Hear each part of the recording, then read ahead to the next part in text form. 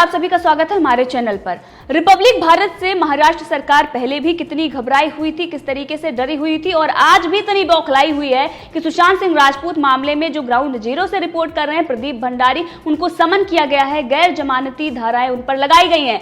लेकिन अब जनता परमवीर सिंह का इस्तीफा मांग रही है, क्योंकि सोनिया सेना जिस तरीके से रिपब्लिक भारत पर और अर्णव गोस्वामी पर कितने दिनों से अटैक कर रही है, किस तरीके से कानूनी कार्रवाई भी की जा रही है, लेकिन जो साजिशें इन्होंने रची सारी नाकाम हो गई। अब इनको ये लग रहा है कि अब ये कुछ नहीं कर सकते। आपने देखा परमवीर सिंह ने प्रेस कॉन्फ्रेंस की और रिपब्लिक टीम को बदनाम करने के लिए किस तरीके से इल्जाम लगाए, लेकिन 6 बार जिस रिपोर्ट का दावा वो कर रहे थे उसमें इंडिया टुडे का नाम था। अभी तक उन्होंने कोई कार्रवाई नहीं की, जबकि आपने देखा कि किस तरीके से वो प्रेस कॉन्फ्रेंस में ये कह रहे थे कि बड़े बड़े लोगों को, चाहे वो एडिटर हो या फिर जो भी इसमें इन्वॉल्व होगा, हम उस पर कार्रवाई करेंगे। तो आखिर उनकी कार्रवाई कहाँ है? जबकि वो ये कह रहे थे कि जो चैनल हमने पकड़े हैं उनकी जांच पूरी हो गई है, उनको गिरफ्तार कर लिया गया है और तमाम जो डींगे मार रहे थे, आखिर आज वो क्यों छुपे बैठे हुए हैं? प्रदीप भंडारी भी यही सवाल पूछ रहे हैं और प्रदीप भंडारी जिनको समन किया गया है उनको देश की जनता लगातार समर्थन कर रही है। परमवीर सिंह का इस्तीफा मांगा जा रहा है। तो प्रदीप भंडारी ने इस पर साफ कहा है कि जिन लोगों के कॉल और मैसेजेस आ रहे हैं उनको मैं बता दूं कि मैं बिल्कुल सही हूं, सुरक्षित हूं और आपको घबराने की कोई जरूरत नहीं है। मुंबई पुलिस कमिश्नर परमवीर सिंह को रिजाइन देने की जरूरत है, क्योंकि 6 बार इंडिया टुडे का नाम आया है जिस रिपोर्ट की वो बात कर रहे थे, लेकिन अब तक कोई कार्रवाई नहीं हुई है। क्यों डरे हुए हैं? क्या उनकी जो फ्रेंडली मीडिया का नाम है इसीलिए वो डरे हुए हैं? घबराहट क्या है, दिक्कत क्या है? परमवीर सिंह को इस पर बताना होगा। और ये जो टीआरपी घोटाला हुआ है, इस पर जो पत्रकार अभी तक ट्वीट कर रहे थे, जिस तरीके से वो ब्रेकिंग न्यूज दे रहे थे, जो 3% के एंकर हैं जो बड़ी बड़ी बातें कर रहे थे, वो कहां पर छुपे हुए हैं? ऐसे तुच्चे जो पत्रकार हैं कहां छुपे हुए हैं? ये प्रदीप भंडारी ने कहा है। उन्होंने कहा है कि हंसा ने इंडिया टुडे पर देखने के लिए बोला था, उन्होंने भी इंडिया टुडे का ही नाम लिया है, रिपोर्ट में साफ है। और इसके साथ ही बार्क ने 5 लाख रुपए का जुर्माना भी इंडिया टुडे पर लगाया हुआ था। और ये बड़े बड़े एंकर जो अभी तक इस पर बहुत बड़ी बड़ी बातें कर रहे थे, वो कहां छुपे हुए हैं? इसी के साथ परमवीर सिंह से उन्होंने सवाल पूछा कि अभी तक एक्शन क्यों नहीं हुआ है इन लोगों पर, क्योंकि इंडिया टुडे का 6 बार नाम सामने आ रहा है और अब प्रदीप भंडारी को किस तरीके से समन किया जा रहा है। तो महाराष्ट्र में पूरी तानाशाही चल रही है।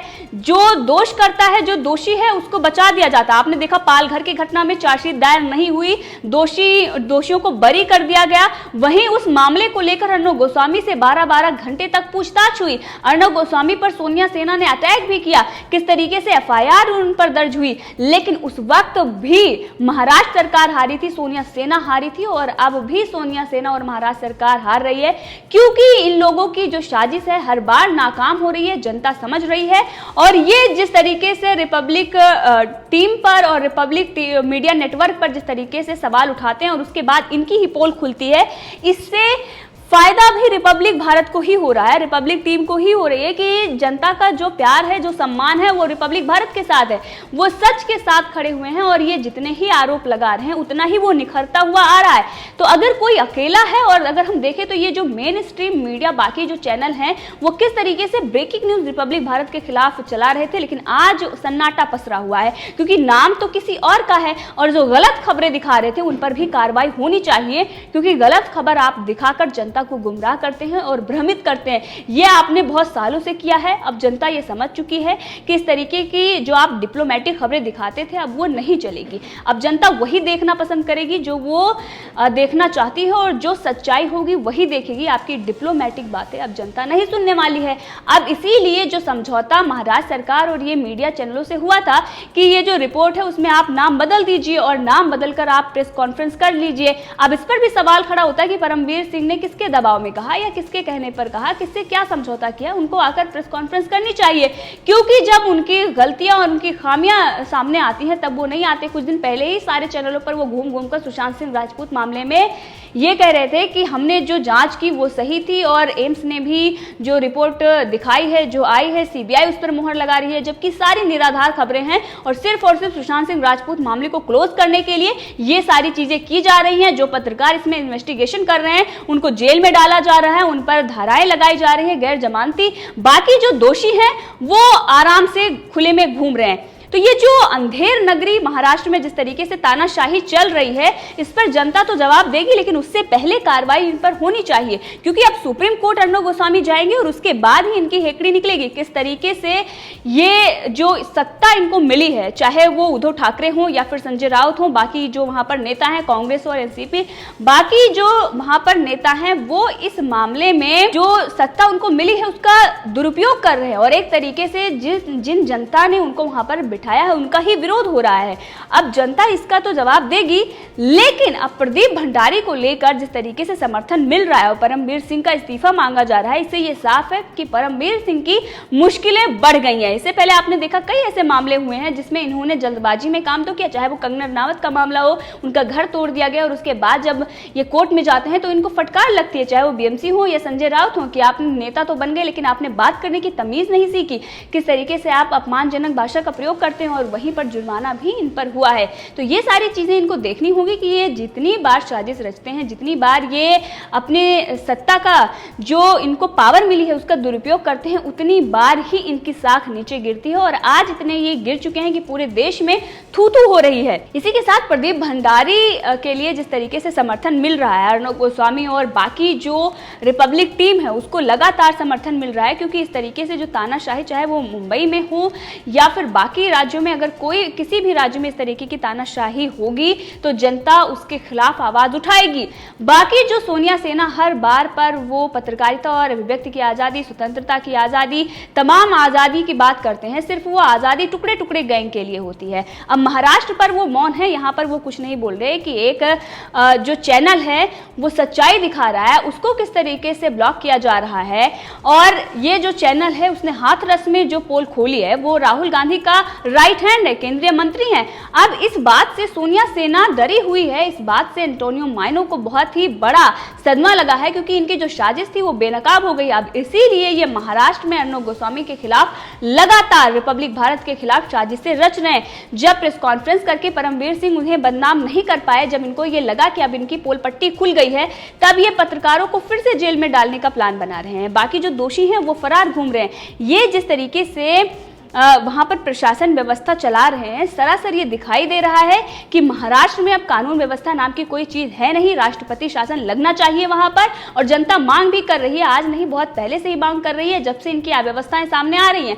पालघर में जिस तरीके से साधुओं की निर्मम हत्या कर दी जाती, उसके बाद दोषियों को बरी कर दिया जाता है, और वहां पर सुशांत सिंह राजपूत मामले में, दिशा सालियान मामले में कुछ भी नहीं होता। जो इसके खिलाफ आवाज उठाता है उसको जेल में डाल दिया जाता है, और उस पर किस तरीके से कानूनी कार्रवाई होती है। अगर कोई सरकार की आलोचना करता है तो उस पर सरकार बदले की भावना से तोड़फोड़ करती है, और शिवसेना के जो गुंडे हैं उन्हें गुंडे ही बोलेंगे, क्योंकि अगर कोई सेना पर अटैक करता है तो ये दिखाई देता है कि वो आतंकी से कम नहीं है, क्योंकि देश की जो जनता है वो सेना का सम्मान करती है, उसके दिल में सेना के लिए सम्मान है, और मान सम्मान होते हुए अगर उन पर कोई अटैक कर रहा है तो वो आतंकी से कम नहीं है। और इसी के साथ रिपब्लिक भारत और अर्णब गोस्वामी जिस तरीके से काम कर रहे हैं, एक राष्ट्रवादी पत्रकार हैं, और इस पर प्रदीप भंडारी ने कहा है कि हम सुप्रीम कोर्ट जाएंगे, अर्णब गोस्वामी के साथ पूरी रिपब्लिक टीम है, हमारे पास सच है, हमारे पास फैक्ट्स हैं, और इसीलिए हमारी जीत होगी। उन्होंने साफ कहा है कि आपने किसी मीडिया चैनल या व्यक्ति से पंगा नहीं लिया है, बल्कि आपने एक राष्ट्रवादी पत्रकार से पंगा लिया है, और इतिहास गवाह है कि जब जब किसी राष्ट्रवादी से किसी ने पंगा लिया है तो जीत राष्ट्रवादी की ही हुई है और हार उसकी हुई है जिसने इस तरीके से जो उस पर थोपा जाता है, जो एक झूठ का पुलिंदा बांधा जाता है, जो हार उसी की होती है जो इस तरीके से काम करता है। तो सनातन धर्म और जिस तरीके से वो राष्ट्रवादी सोच के पत्रकार हैं और सनातन धर्म को फॉलो कर रहे हैं, जिस तरीके से देश की जनता उनको सराह रही है, अब इसको लेकर मुंबई पुलिस की मुश्किलें बढ़ी हुई हैं, और इसके साथ ही सोनिया सेना और महाराष्ट्र की सरकार डरी हुई है, सहमी हुई है कि सुशांत सिंह राजपूत मामले में अगर खुलासा हो जाएगा फिर तो हमारी पूरी पोल पट्टी खुल जाएगी, क्योंकि हमने जो हमारी फ्रेंडली मीडिया है उसको तो हमने पूरी तरीके से कब्जे में कर लिया है, हम उसका समर्थन कर रहे हैं, वो हमारा समर्थन कर रहे हैं। अब इसीलिए प्रदीप भंडारी पर इस तरीके से आरोप लगाए गए हैं, और लगातार जनता प्रदीप भंडारी का सपोर्ट कर रही है, और जो धाराएं उन पर लगी हैं उसके विरोध में हैं।